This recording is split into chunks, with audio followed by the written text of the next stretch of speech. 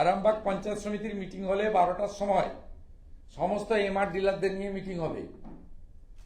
20 টাকার প্রসাদ, একটি পেড়া, একটি গজা, এবং এটাকে নাম দেওয়া হচ্ছে প্রসাদ। কত বড় আস্থায় আঘাত!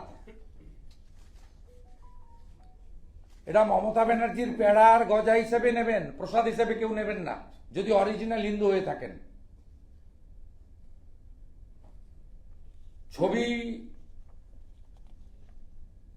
ঘরে ঘরে জগন্নাথ দেবের প্রসাদ 17 জুন থেকে 4 জুলাই প্রতিটি ঘরে দুয়ারে রেশন প্রকল্পের মাধ্যমে।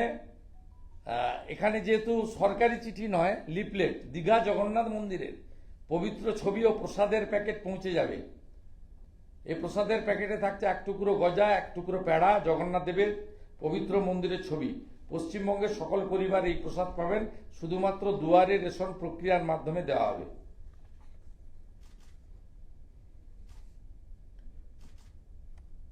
এটা হিন্দুদের আস্থায় আঘাত নয়,